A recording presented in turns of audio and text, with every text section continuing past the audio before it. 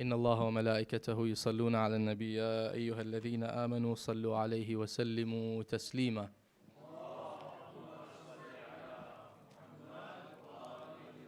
Respected elders, brothers and sisters, Assalamu alaikum wa rahmatullahi wa barakatuh.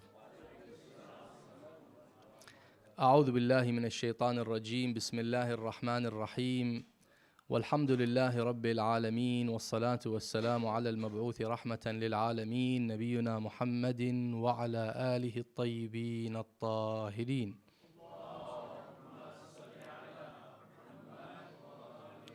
والبراءة من أعدائهم أجمعين من الأولين والآخرين. اللهم أنطقني بالهدى وألهمني التقوى ووفقني للتي هي أزكى.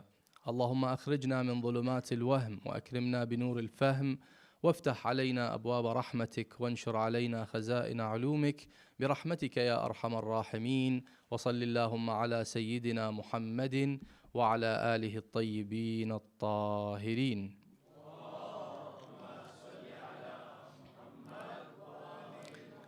قال الله الحكيم في كتابه الكريم: أعوذ بالله من الشيطان الرجيم بسم الله الرحمن الرحيم واجعل لي لسان صدق في الآخرين, and grant me a reputation of honor among later generations.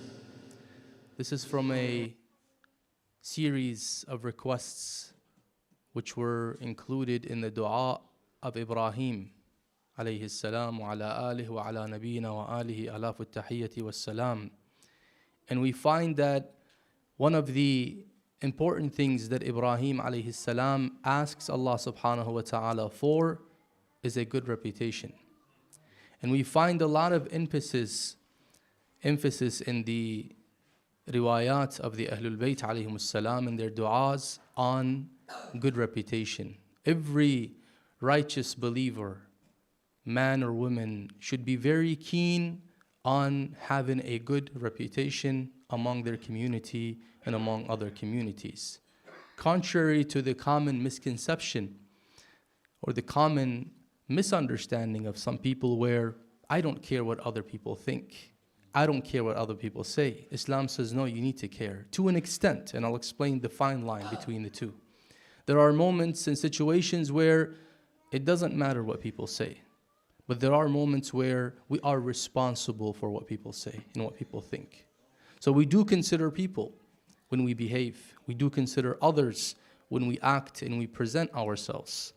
In the dua of Arafah, which is attributed to our beloved third Imam, Al-Husayn ibn Ali alayhim as-salam,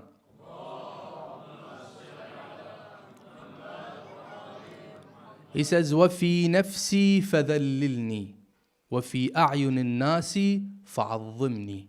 He says, in myself, make me humble, make me lower in myself. But in the eyes of people, عَظِّمْني, make me great.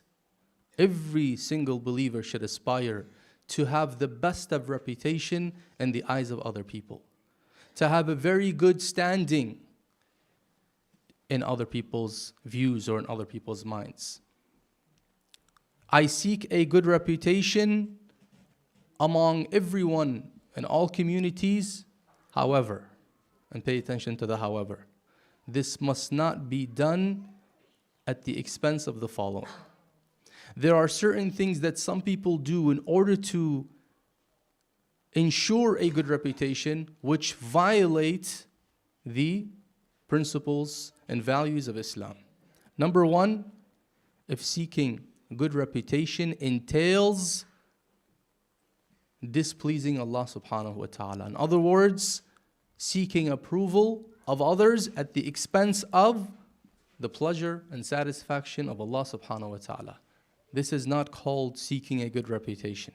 This no longer fits the criterion of seeking a good reputation. Al-Shaykh al-Saduq reports in his book Al-Amali that the holy Imam Al-Husayn ibn Ali alayhim as-salam said,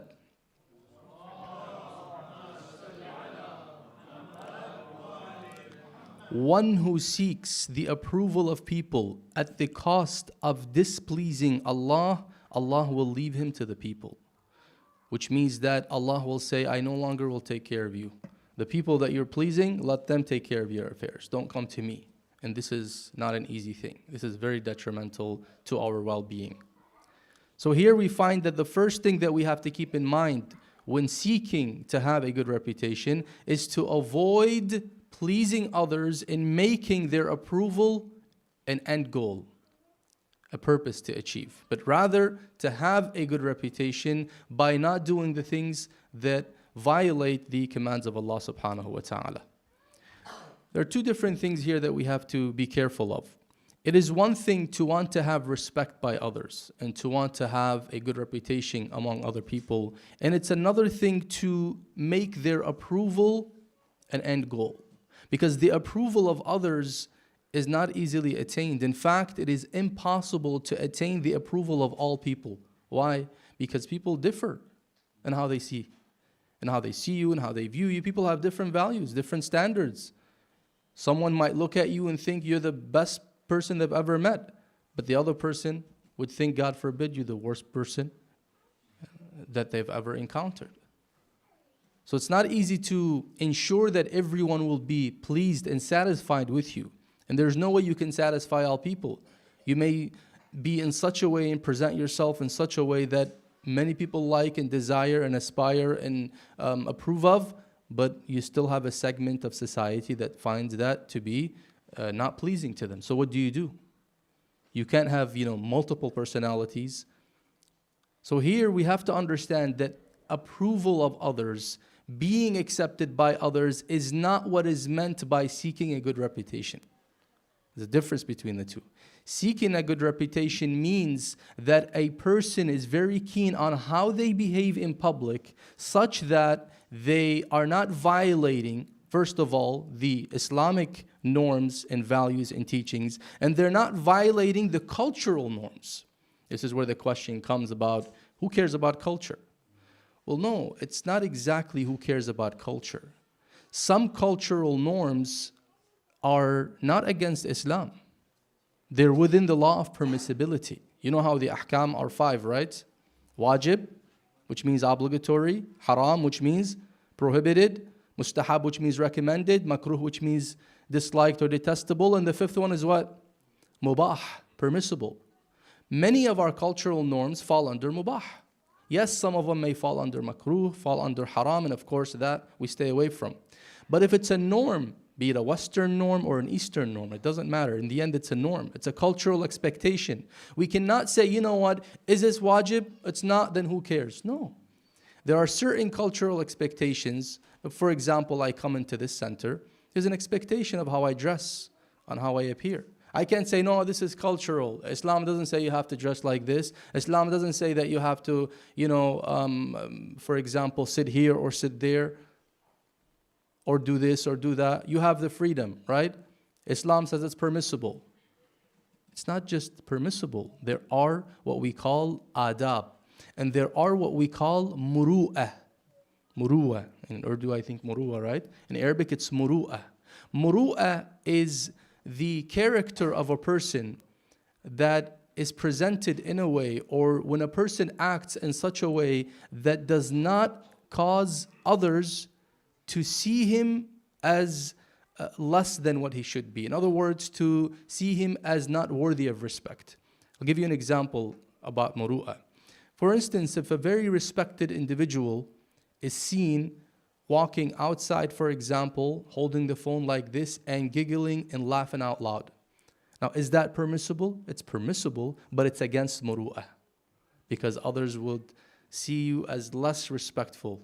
Again, this varies according to who the person is.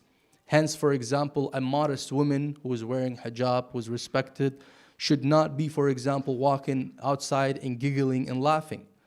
Now, per se, or the primary ruling for laughing is not haram unless it provokes desires, but it is in violation of muru'ah. In the holy city of Najaf, I would challenge you to go and tell me if you can see one turban wearer walking outside holding a cup and drinking water. Water is permissible, right? Or, for example, eating a sandwich. They say that Sayyid Muntadher al-Hakim, years ago, back in the 60s, saw one of the new students of the Hawza wearing a turban, and he stood by a man who was selling, those sellers in the street that would sell certain foods like chickpeas and the like, and he wanted to eat some. He said, give me a cup. So as he's walking, he saw him eating of it. He says, give us our amama and eat whatever you like. In other words, that's not suitable to the people who are in this dress code. So there are different expectations in society of certain individuals, and these have to be observed. These have to be considered. Hence, this is what is meant by maintaining a good reputation. In addition to acting righteously and being a good person, a person must also take in consideration the cultural norms, again, with this condition, the cultural norms and practices that are not against Islam. Oftentimes you find, as youth, I remember even myself when I was a youth, we have this rebellious state of mind towards any restrictions, especially if they're cultural.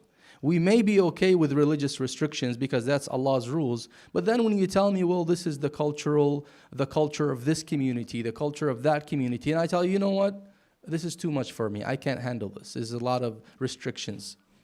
And we tend to say, you know what, going forward, I will not respect any cultural norm, I will not adhere to any of it because it's not haram.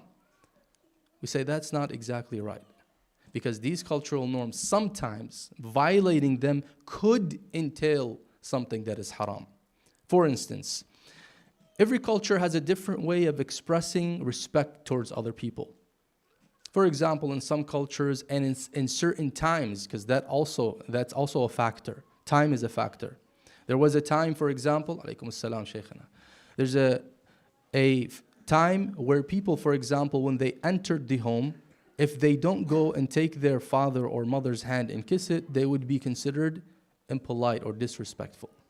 So now when someone says, where does it say in Islam you have to do that? It doesn't say you have to do that, but if you don't respect your parents, if you're unkind to your parents, you've committed a sin. And by not abiding to such norms, if it is seen as a form of disrespect, then there you go, we have fallen into sin. I'll give you a different example, a modern example. In some countries, for example, in the Middle Eastern countries, when a person walks into a gathering, especially if they're respected, and people are sitting, they must stand. When a person walks in, an elder walks in, and you're sitting, let's say, in a place of gathering. It doesn't have to be an Islamic center. It could be just a hangout spot, right? And people don't stand. This is considered a huge insult to that person. So because it is an insult, they have to stand to avoid that insult. Because insulting a believer is what? It's haram. You can't insult a believer. Say, but where does it say in Islam when someone walks in, you should stand? It doesn't say that. But it says you need to respect others. So where did this come from? So what produced this ruling, or what contributed to enabling or making this ruling active, or making this ruling applicable, the ruling of haram to insult other believers? That cultural norm. So cultural norms have to be considered with this respect.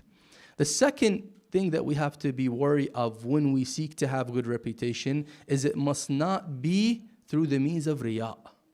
Very careful. Some people say, okay, Islam says you should have a good reputation. Others talk about you in a good way. I'm going to go and do some righteous deeds in public, not for the purpose of solely pleasing Allah subhanahu wa ta'ala. No, to have that good reputation that you're telling me you should have. So therefore, every time there is a gathering, and let's say there is a fundraiser, I'll be the first one to jump and take out all the cash in my pocket and say, here you go, because I want people to say that he's generous, because people like generous people, and they'll start respecting me. And every time there's a namaz, you find me the first one in the first lane. And every time there's this, you'll find me the most, devout person in the eyes of people. Why are you doing that? Oh, just for the reputation. This becomes a problem. So seeking a good reputation has to be devoid of these two things. Number one, it must not be at the expense of displeasing Allah by trying to please others. And number two, it cannot entail any form of riyā. Now we said that approval of others is not easily attained. There's a hadith in Amal al-Saduq where a man by the name of Alqamah, one of the companions of Imam Sadiq, and I think you're familiar with Alqamah, right? After Ziyarat Ashura, there's this dua. Now this dua is reported And one of the people in the chain was Alqamah, hence people call it dua Alqamah. But it's a dua attributed to the Ahl Bayt alayhim salam. In this dua, or in this man, Alqamah, in his case, in this riwayah, he goes to the Imam as-Sadiq alayhi salam and he complains. What does he complain of? He goes and he's distressed and he's upset and he's complaining. Imam Sadiq, what's wrong with you, Alqamah? Alqamah says, people are bashing me. I can't get people to stop talking about me. Nobody's satisfied with what I do.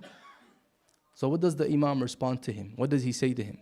He says to him, the approval of people cannot be owned, yumlak, which means guaranteed. Cannot guarantee the approval of other people. And their tongues cannot be controlled. Can't control how people speak. And then he says to him, how can you be safe from that which the prophets, the messengers, the proofs of Allah were not safe of? Did people not say about our beloved Prophet Muhammad, peace and blessings be upon him, and his progeny, that he was an insane poet, sha'irun majnoon? They even said worse about his successors. And then he says, how would the tongues that dare to attribute to the essence of Allah exalted that which is not appropriate? Some people, wal'ayadu billah, say wrong things about Allah subhanahu wa ta'ala, accuse Allah of being unjust. He says, how could tongues that have the audacity to go that far abstain from mentioning you in a way that you dislike? In other words, people's approval is almost impossible. You may have the approval of one or two people, but that should not be your goal. Again, the goal, the purpose, is to make sure that the way you behave and the way you present yourself in public is a way that ensures you a good reputation in general. Because even with that, there would still be people that would not be fond of you, and that is normal. Just like how the Ahlul Bayt, can anyone argue that they were not perfect people, or that they would act in a way that is not appropriate or un-Islamic? No. But still with that, you have people that were very not fond of them, that had a lot of despise and animosity towards them. The question is, what are some of the elements of forming a good reputation among other people? Islamically speaking, what are the main elements of ensuring a good reputation among the mu'min society, the believing community? Number one, ilm, knowledge, competence. And it doesn't have to be just specifically religious knowledge, but everyone in their own expertise. There's a beautiful hadith attributed to the Holy Prophet Muhammad sallallahu alayhi wa alihi.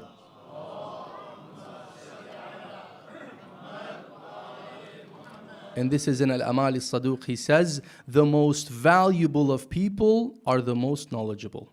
In any domain. You could be a doctor, you could be a lawyer, you could be a businessman, you could be an engineer, you could be whatever, whatever domain that you wish to be an expert in. As long as you have knowledge and you have competence in that field, then you are regarded as respectful. This is an element that would attract people's respect and appreciation of you. The second is good akhlaq, good character. And Ghurar al-Hikam, the commander of the faithful, Ali ibn Abi Talib alayhi salam, says,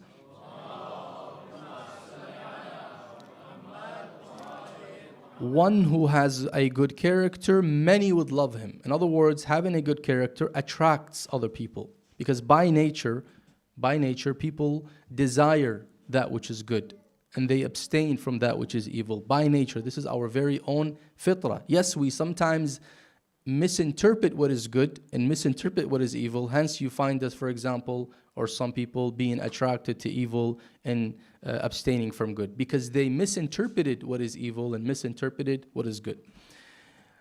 The Holy Prophet ﷺ, when Allah subhanahu wa ta'ala addresses him and tells him that one of the qualities that bring people around you, O Rasulullah, one of the very important qualities that made this very special gravity in Rasulullah, that everyone, or most people at least, love him and love to be around him, is this. He says in verse 159 of Al Imran, وَلَوْ كُنْتَ فَظًّا غَلِيظَ الْقَلْبِ لَنْفَضُّوا مِنْ حَوْلِكَ. Have you been harsh and hard-hardened or hard-hearted, they would have scattered from among you.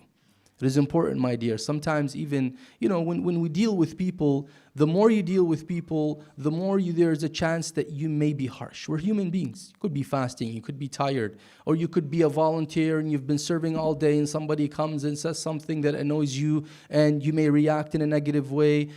People are not following directions, not following rules, and you get irritated and you come and you say, you know what, do this, do that, don't do this.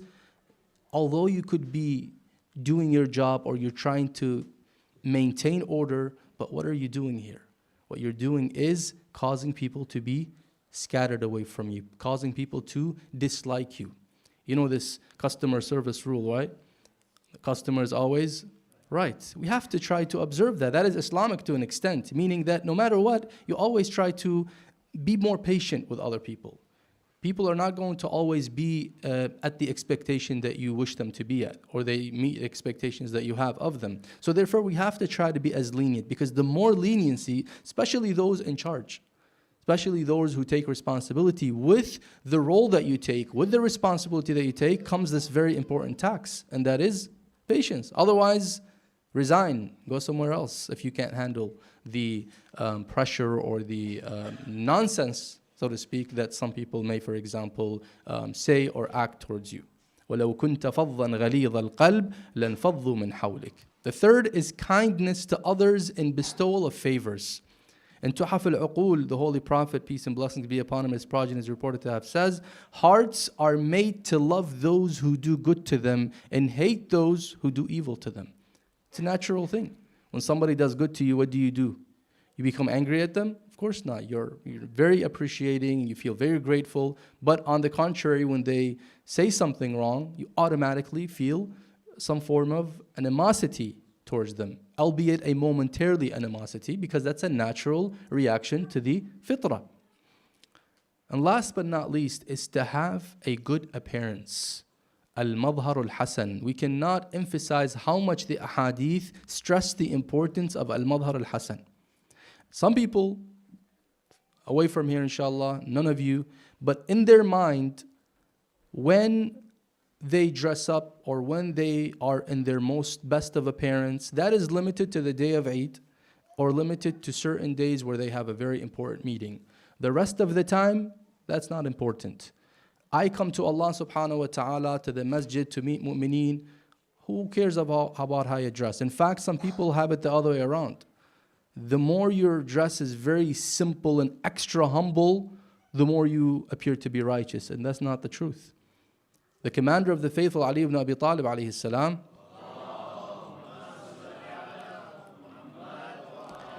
during his time, the previous three that were before him have done so much damage to the economic system in Islam, such that during the time of Amir al-Mu'mineen, things were absolutely a mess economically speaking. There's a lot of poverty. And Imam Ali is not going to solve that in a day or two, especially when they get him busy with wars. So what does he do? He has to be at a level where he is equal to the least of his citizens. That's why you hear that he had only one garment that is torn. He keeps putting it together. But during the time of our beloved sixth Imam, people walk in and see him and they are mesmerized by the most expensivest dresses that he's wearing. His jubba or his abaya is very expensive, very elegant material. And they are wondering, how are you dressed like this when your grandfather is the commander of the faithful? He says, that was a time where my grandfather, the commander of the faithful, had to dress this way. But in a time where now there's prosperity, people have money, people are living, why is it that I have to humiliate myself and appear in a very cheap appearance in front of others? Because that would degrade me. Again, there's an extreme on both sides. The extreme that some people take is they have to have the best of brands. They have to go out of their way just to wear a clothing that is known to be a very expensive clothing. That is also not desired. But the middle approach, the moderate approach, Ya bani Adam, khudu zinatakum inda kulli masjid. Allah calls Bani Adam, the children of Adam. He says to them, O children of Adam, take your adornment at every masjid. وسائل الشيعة by Al-Hur al-Amali, he reports a hadith attributed to our sixth Imam, Ja'far al-Sadiq alayhi salam.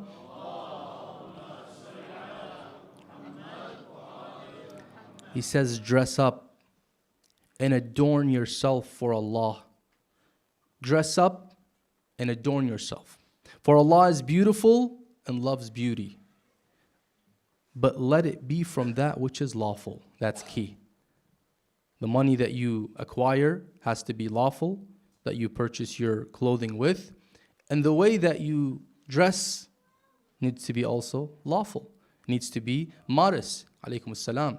Because we can't, in the name of adornment, in the name of beautification, cross the lines of Sharia with respect to how we are supposed to appear and how modest we need to be.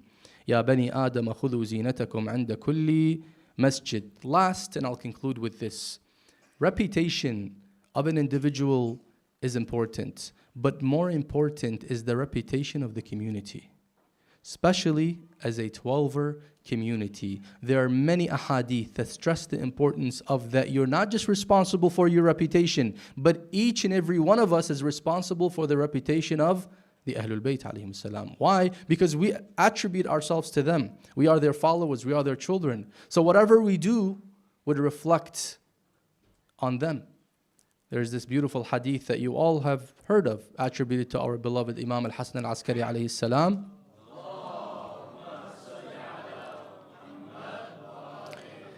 And it's reported in Bihar and other sources where he says, "Kunu zaynan lana, wa la takunu shaydan alayna." He says, be an adornment for us, and do not be a disgrace for us. Do not embarrass us in front of other peoples. Attract any kind of affection towards us and keep away every evil. Today, the world has become, as they say, qarya, one village, right? Or probably one neighborhood or one street, by virtue of the means of communication. Not everything that I do should be posted or should be presented to the entire world. Because now, especially when I'm presenting it and showing it in the name of observing my Shia 12er rituals, I have to be very careful. Because the Ahlul Bayt alayhim salam reminded us to be very wise on how we present ourselves to people as Shia. Because that would come back against them if it is not in the right way. And it would cause people to be scattered away from them. So we have to keep that in mind. Our reputation, as important as it is, more important, the reputation of the school of the Ahlul Bayt alayhim assalam. أقول قولي هذا وأستغفر الله لي ولكم وآخر دعوانا أن الحمد لله رب العالمين والصلاة والسلام على سيد الخلق أجمعين محمد وعلى آله الطيبين الطاهرين.